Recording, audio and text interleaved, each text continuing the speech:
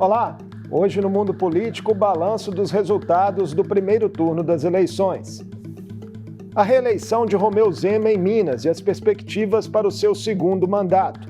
A renovação na Assembleia e possíveis mudanças no jogo de forças da Casa. E o papel do Estado no segundo turno da sucessão presidencial entre Lula e Bolsonaro. Eu converso com o cientista político, professor e pesquisador Paulo Diniz, que é também articulista do jornal O Tempo. Bem-vindo novamente ao Mundo Político, Paulo. Prazer recebê-lo. Obrigado, prazer é todo meu. Paulo, Zema foi reeleito em Minas no primeiro turno com 56,29% dos votos. Venceu em quase todas as regiões, com exceção do Jequitinhonha, e até na capital, que tinha sido governada pelo principal adversário, Alexandre Calil. Quais os principais fatores explicam o triunfo com essa dimensão? Olha, esse ano nós tivemos uma característica muito especial, que foi uma campanha nacional que polarizou muito, chamou muitas atenções e esvaziou um pouco a atenção do eleitor para as disputas estaduais e principalmente do Senado.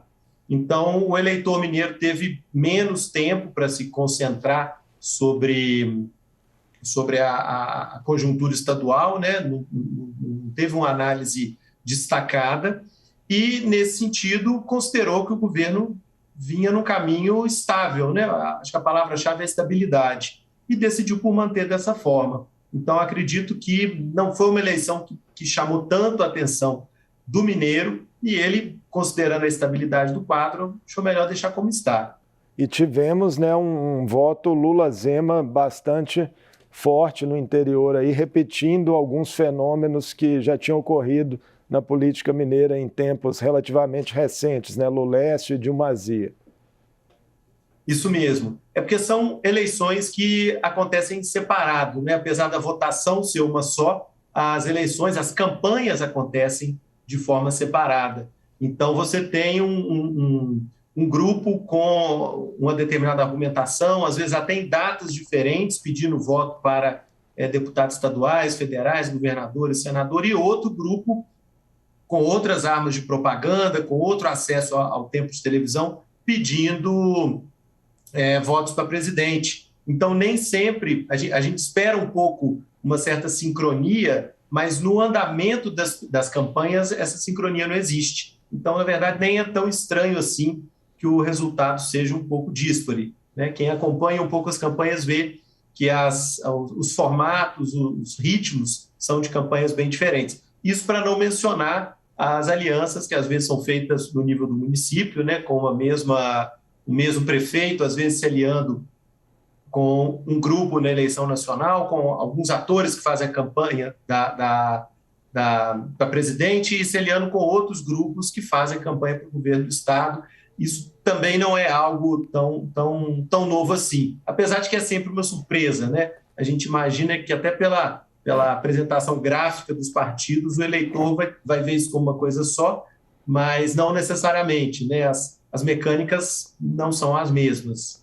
A gente ainda vai falar aí de perspectivas para um segundo mandato de Zema, mas antes disso queria uma reflexão sua sobre o Senado. Nós tivemos uma disputa polarizada aí entre dois candidatos que se apoiavam muito nos apoios nacionais, Cleitinho Azevedo ligado a Bolsonaro, Alexandre Silveira a Lula, e ficou pelo caminho mais para trás ali Marcelo Aro, que estava na chapa de Romeu Zema. No Senado, foi a polarização mesmo que deu o tom?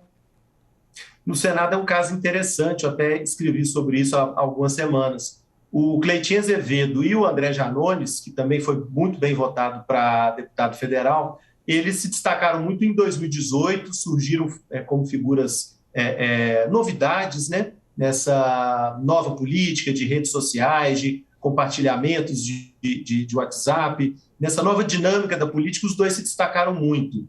E eu escrevi algumas semanas atrás questionando o seguinte: agora que eles não são mais novidade, né, nem na forma e nem no conteúdo, quais os caminhos eles iriam escolher para a campanha de 2022, já que eles não eram os únicos usando essas ferramentas, né, as ferramentas já estão disseminadas para vários candidatos. E, curiosamente, logo depois, Janones se aproximou do Lula bastante, né?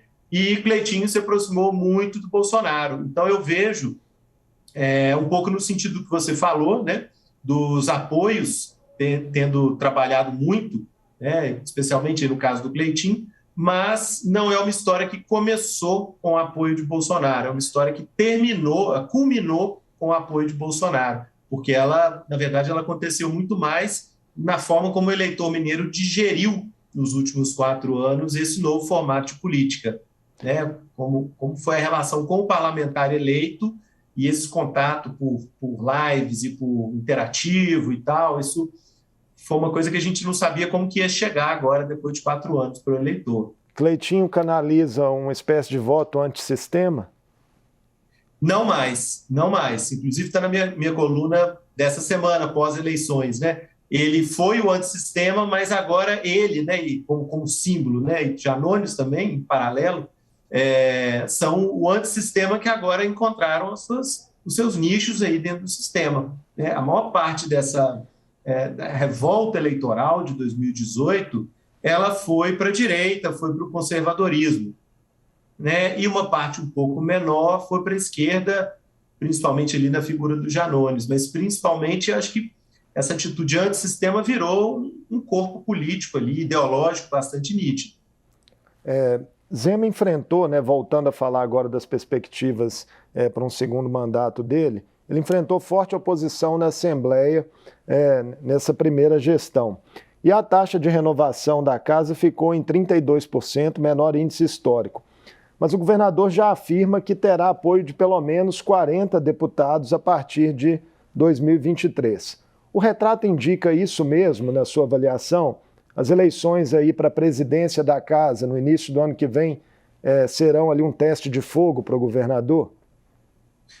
Olha, eu acho que isso tem um paralelo interessante aí em 2018, porque também foi uma conformação na Assembleia que era favorável ao governador. Se não me engano, acho que eram 6 ou 5 deputados eleitos pelo Partido Novo. Foram 3 apenas, né? Foram 3 apenas, mas outros que declararam apoio informalmente ali no segundo turno. Isso, e ele não conseguiu transformar esse apoio, vamos dizer, esse alinhamento ideológico em um apoio em termos de votação. Esse ano também a nova composição tende a favorecer o governador Zema, mas ele precisa trabalhar para que isso aconteça, né? Esse diálogo que foi cobrado pela casa durante praticamente os 4 anos e foi cobrado por forças, não só forças de oposição, mas em alguns casos até por lideranças mais próximas do governo, né, ou da linha ideológica do governo, esse diálogo tem que passar a acontecer. E se ele não acontecer agora, nós vamos ver uma repetição do quadro de 2018, sim. Quer dizer, nenhum apoio está ganho, o Legislativo mostrou que ele tem bastante consciência do seu poder e do seu lugar, e ele quer participar das conversas com o Executivo de igual para igual. E perceba que eu estou falando em poderes, né? A tônica que se percebeu esses 4 anos da Assembleia foi mesmo uma tônica do poder legislativo, muito mais do que figuras ideológicas ou pessoas destacadas, né? Então, esse diálogo ele tem que ser construído agora, a partir de 2023, de uma forma oposta, né, ao que deixou de acontecer no último quadriênio. O fato de termos, Paulo, 24 partidos representados exigirá aí um maior ajuste fino nas articulações do governo, com muitas negociações de varejo? Eu acredito que não. Eu acredito que não, porque na prática o varejo já existe, ele já é bastante fragmentado, né? Nós vemos na Assembleia, diferente até do Legislativo Nacional, uma base territorial muito forte, uma identificação entre os deputados e os municípios onde eles tiveram a maior votação, onde eles foram majoritários. Então, por essa base territorial, essa presença muito forte da maioria dos deputados em regiões e municípios específicos, a negociação ela sempre tem que acontecer, ela sempre acaba acontecendo de uma forma fragmentada, né? Então, quando eu falo que é preciso construir o debate, isso não é fácil, né? Em momento nenhum isso é fácil, e vai levar à discussão fragmentada mesmo, às vezes de interesse de cidade por cidade, região por região. A pauta privatizante do Novo, né, que não avançou até aqui no Estado, pode encontrar um ambiente mais propício? A gente sabe que há resistências significativas nos parlamentares, na opinião pública, quando se fala em empresas que prestam serviços essenciais, como a CEMIG e a Copasa. Olha, primeiro a gente tem que pensar no quadro maior, né, no quadro de Brasil. O Brasil sempre foi um país, pelo menos nos últimos 90 anos, né, com uma quantidade muito grande de estatais. Elas prestam serviços aqui que são, não só que os serviços são indispensáveis, mas eles foram pioneiros, né, foram as empresas que abriram muitos setores no Brasil e que, em muitos casos, elas ainda são majoritárias aí no mercado. Então, Minas Gerais faz parte desse contexto e talvez até numa ênfase maior do que o Brasil, porque tivemos aqui Juscelino como governador, criou a CEMIG, deu muito impulso para esse momento da nossa economia, né? Então, não é fácil levar adiante uma pauta dessa privatizante em momento algum na nossa história, mesmo nos anos 90, com o Fernando Henrique, já foi difícil. E aí nós temos uma série de entraves, que vão desde o histórico, cultural, administrativo, até impedimentos legais, como a gente tem no caso da CEMIG, tanto de ordem constitucional quanto de ordem infraconstitucional. Então, é um quadro muito difícil para se privatizar, no Brasil em geral e em Minas Gerais especificamente, né? Não é fácil, mesmo que se tivesse um apoio político consolidado. Agora, como esse apoio ainda tem que ser construído, ele está por ser construído, o desafio ainda é muito grande. E esse é um assunto que eu não via surgir muito durante a campanha, durante a eleição. Então, não acho que se angariou mais adeptos para a privatização agora do que havia no período passado. Outra bandeira de Zema que não avançou foi o acordo de recuperação fiscal com a União. Você, inclusive, né, Paulo, escreveu recentemente um artigo a respeito. Os rumos desse tema estão diretamente relacionados ao desfecho da sucessão presidencial? Uma eventual vitória de Lula poderia forçar uma negociação em outros termos? Com certeza, com certeza. Esse é um ponto que ele passou longe do radar do governo Zema no primeiro mandato, né? A ideia de que uma dívida do setor público ela é igual a uma dívida do setor privado, né? Você tem um prazo, tem juros, ela deve ser paga naquele prazo. Não necessariamente são dívidas que têm uma base política, né? A nossa dívida atual ela foi negociada entre Fernando Henrique e Eduardo Azeredo nos anos 90, em outra conjuntura política, econômica, era tudo muito diferente. Inclusive, os dois eram do mesmo partido e se davam muito bem, né? Então, a gente precisa recuperar essa base da dívida, deixar de olhar para o final, né, o prazo que vence o valor, e voltar a olhar para o início, até porque o problema é muito grande, né? E propor negociações, né, na mesa. Quando eu digo isso, eu não falo que é para virar a mesa, como muita gente pensa, para dar o calote, que isso seria uma negociação política, de forma alguma.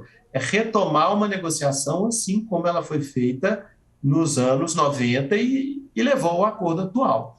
Eu acredito que a eleição de Lula ela é uma mudança, né? E se ocorrer, vai ser uma mudança radical. Talvez ela possa abrir caminhos para essa negociação, porque nós sabemos que atualmente esses caminhos não existem, né? Especialmente aí considerando as visões defendidas pelo ministro Paulo Guedes. Ele nunca aventou a possibilidade de rediscutir as dívidas, né, dos estados. Então, eu vejo mais ou menos nesse sentido que você colocou. A eleição de Lula abre uma possibilidade, não é uma certeza, mas é uma mudança, pelo menos, alguma mudança, né?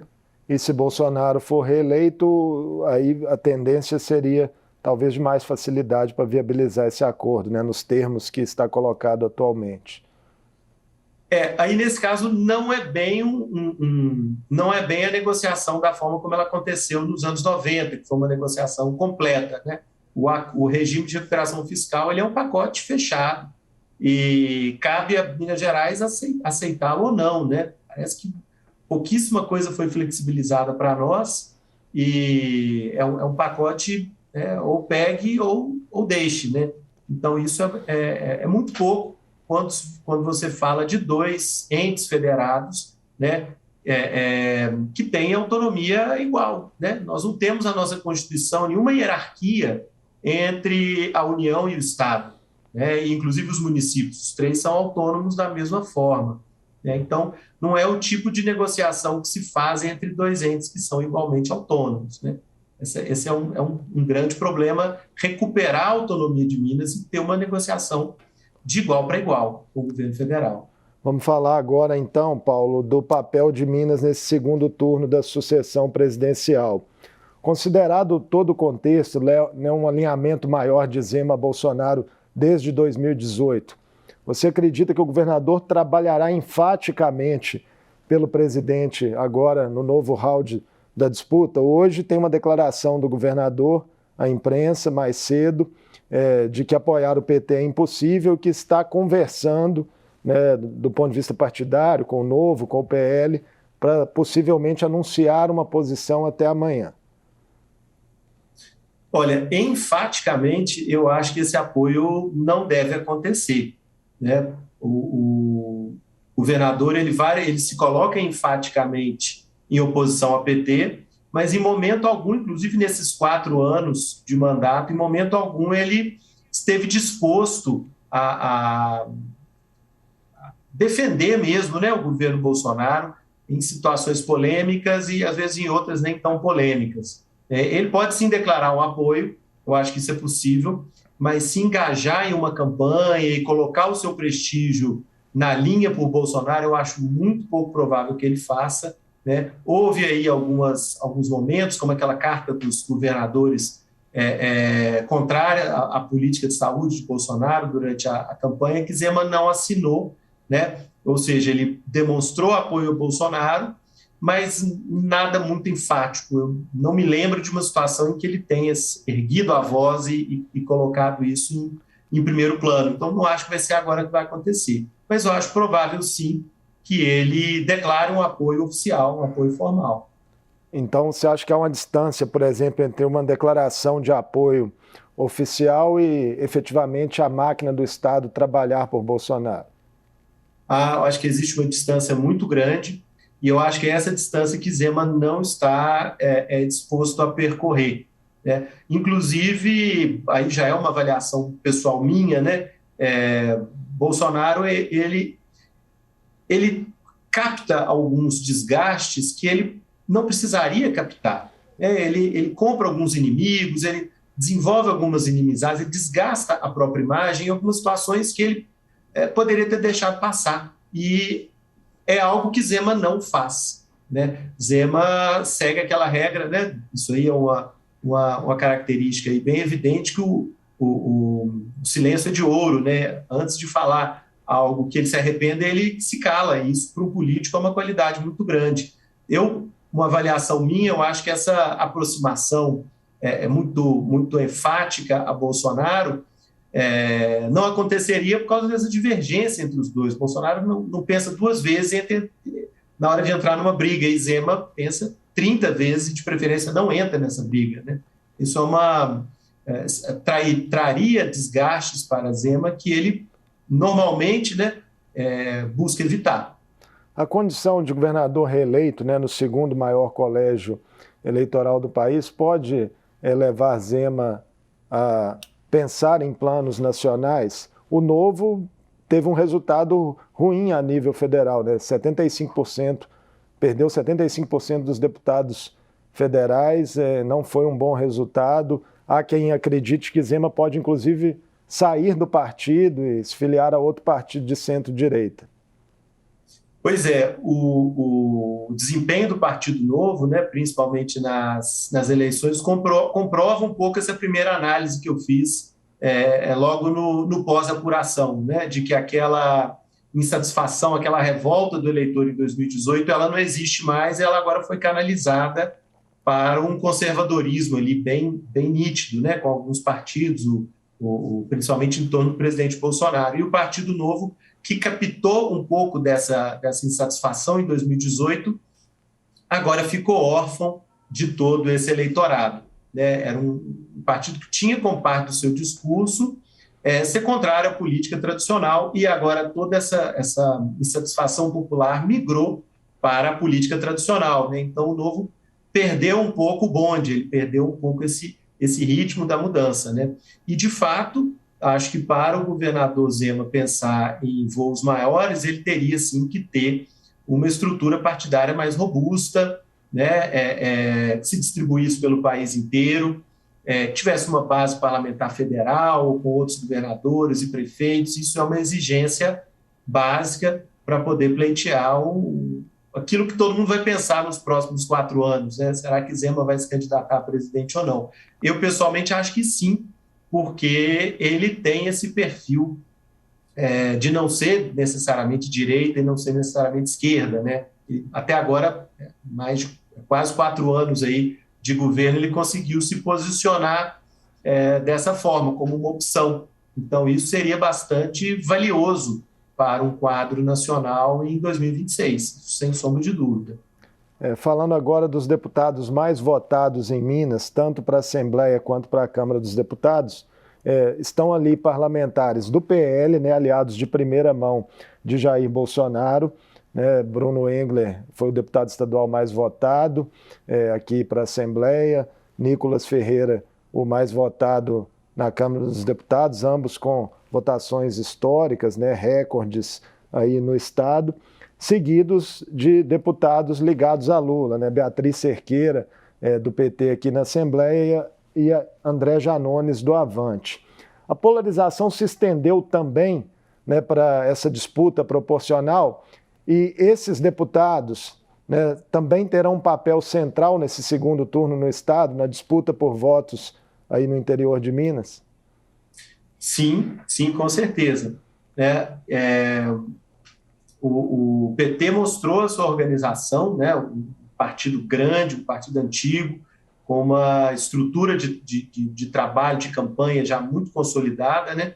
Isso se refletiu em vários, tanto na bancada estadual quanto na bancada federal, foram vários deputados bem votados, né? Distantes aí dos dois recordes, do Bruno Engler e do Nicolas Ferreira, mas muito consistente, uma quantidade muito grande de candidatos com votações expressivas, né? Se eles mantiverem esse ritmo, eles vão sim conseguir ou até ampliar a base que Lula teve no primeiro turno em Minas, né? Mas, como nós sabemos agora, uma vez eleito, né, o deputado está livre para trabalhar na campanha majoritária, ele não precisa mais se preocupar com a própria eleição, né? Que isso talvez fosse a dúvida número 1, né, na cabeça deles durante a campanha. Então, isso talvez pode até tornar essa disputa mais acirrada um pouco, porque nós temos duas estruturas aí de votação muito fortes agora concentradas na disputa entre Lula e Bolsonaro. Vai ser um grande embate e que vai acontecer lá na ponta da linha, né? Mais próximo possível do eleitor, nos municípios, junto aos prefeitos. Acho difícil, nesse primeiro momento, a gente fazer uma leitura macro, porque são forças bem consistentes, foi o que os números mostraram na apuração, né? A diferença nós vamos ver acontecer lá na frente, no contato direto com o eleitor no estado inteiro, né? Lula terminou com 6 milhões de votos à frente de Bolsonaro, mas larga no segundo turno com cenários aparentemente complicados, em especial nos 3 maiores colégios eleitorais do país, né? Em Minas e no Rio, com governadores mais alinhados a Bolsonaro reeleitos, e em São Paulo, com Tarcísio de Freitas à frente de Fernando Haddad. A tendência é de uma disputa mais acirrada? Com certeza, com certeza. Nós temos pelo menos para a primeira semana, né, um clima entre o lado de Lula, né, um clima de certa decepção, né? Não era o resultado que esperavam, principalmente devido às pesquisas que vinham mostrando, algumas delas já a vitória em primeiro turno, né? Então, eles começam essa disputa tendo que rever o que foi feito e tendo que replanejar, e do lado de Bolsonaro é um sentimento oposto, né? O sentimento de um resultado melhor do que o que estava aparecendo, do que estava previsto, e que né? Seja lá o que eles vieram fazendo, a linha que eles escolheram, a questão é intensificar. Então, esse momento de perder alguns dias pensando e redefinindo os rumos, no caso do grupo de Bolsonaro, eles não vão perder esse tempo, eles vão intensificar ainda mais o que eles vinham fazendo, né? Isso, em uma campanha curta, de poucas semanas, pode fazer diferença. Você citou as pesquisas, Paulo, e elas erraram em alguma medida no resultado nacional, sobretudo em relação à pontuação que chegou o presidente Jair Bolsonaro, mas erraram muito, né, significativamente, principalmente os maiores institutos, em diversos estados, né, dezenas de estados nas disputas pelo Senado e para os governos estaduais. Como você vê isso do ponto de vista da ciência política? As pesquisas estão mais em xeque a partir de agora do que estiveram em disputas anteriores? Olha, eu acho que com certeza vai vir um movimento agora, não nos próximos dias, mas nos próximos meses, né, de se reposicionar a importância que essas pesquisas têm, né? Eu sempre fui crítico das pesquisas, não no sentido de achar que elas não sejam válidas ou que elas não sejam honestas, mas principalmente esse ano, na forma como todos, e aí talvez seja um fenômeno aí da modernidade, né, da ansiedade dos tempos modernos, mas a forma como todos tomavam decisões políticas baseadas nas pesquisas, né, traziam para o hoje um resultado que vai acontecer daqui a 6, 8 meses, e já negociavam chapas, desistiam de candidaturas, formavam ou desfaziam alianças com base nas pesquisas, né? Então, isso é preocupante, primeiro que o quadro que interessa é o quadro da urna, né? Até você chegar na eleição, as próprias pesquisas mudam muito. E segundo, que as pesquisas podem errar, como de fato elas erraram muito. Então, eu sempre fui crítico dessa postura de se adiantar o calendário eleitoral, de se tomar decisões baseadas em pesquisa e não em fatores mais concretos que a gente pode ter mais segurança. Então, nós vamos ter, sim, um questionamento que eu acho muito válido, tanto do ponto de vista metodológico e até do ponto de vista legal, né, como que essas pesquisas têm que ser encaradas na legislação, mas principalmente para cada liderança política, na hora de formar suas próprias alianças, tomar suas decisões, para não ficar tomando o quadro das pesquisas como se fosse uma certidão ali ratificada em cartório, né? E pelo contrário, é quase que uma nuvem aquilo ali, é uma foto de um quadro que muda a cada minuto. E eu acho que fica essa lição, espero que essa discussão ela frutifique nos próximos meses e traga um aprendizado para todos. Foi com base nas pesquisas que ganhou os holofotes aí na reta final a discussão em torno do chamado voto útil, né? E apesar de todos os esforços da campanha de Lula nesse sentido, aparentemente esse voto desagou mais em Bolsonaro, né, nos últimos dias. Por que isso pode ter ocorrido?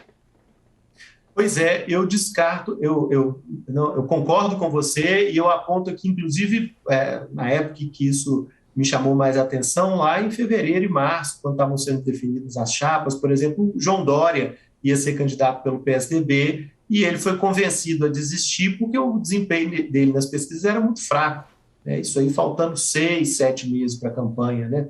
Não que ele pudesse ter mudado tudo, mas eu acho que não é o elemento correto para se tomar uma decisão tão, tão importante, né? Se o partido está confiante em ter um candidato próprio, que lance e trabalhe em cima disso. Agora, em relação ao voto útil, o candidato Ciro Gomes ele foi muito enfático nas críticas que ele fez para Lula e Bolsonaro.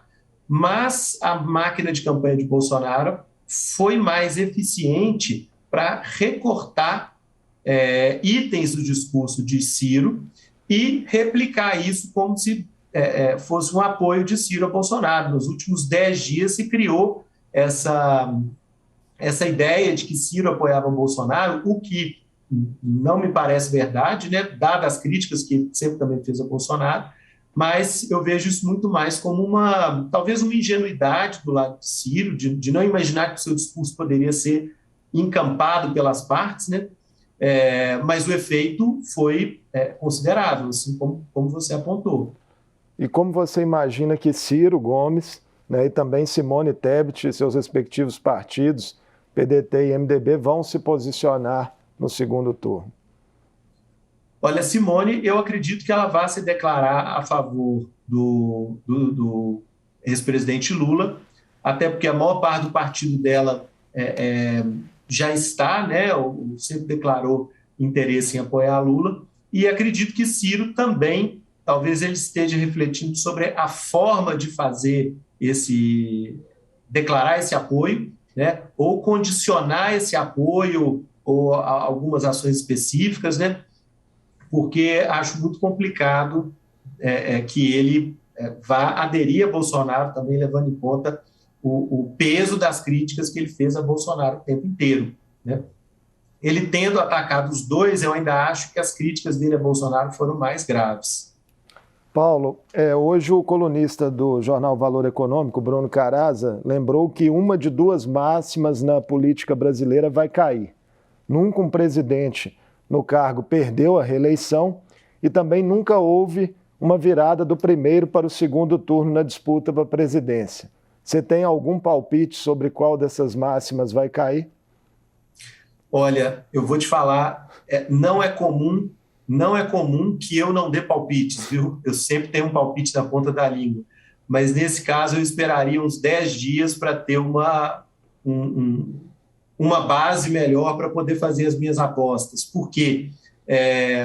Valendo mais uma máxima aí, mais um clichê, que o segundo turno é uma eleição nova.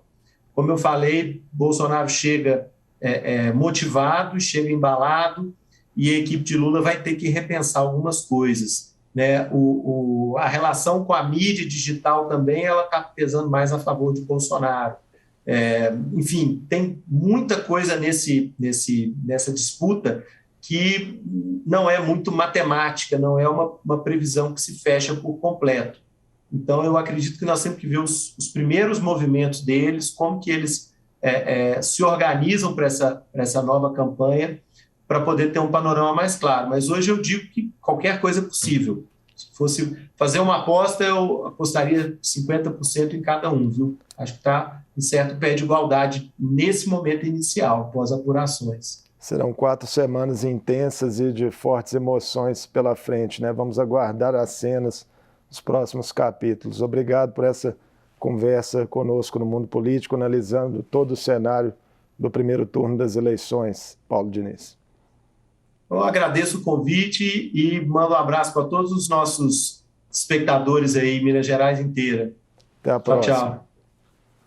Eu conversei com o cientista político Paulo Diniz, falamos sobre os resultados do primeiro turno das eleições de 2022, que indicaram um novo mandato ao governador Romeu Zema em Minas e mudanças de forças na Assembleia, e também do que vem pela frente no segundo turno da sucessão presidencial entre Lula e Bolsonaro. O Mundo Político fica por aqui. Obrigado por nos acompanhar e até o próximo programa.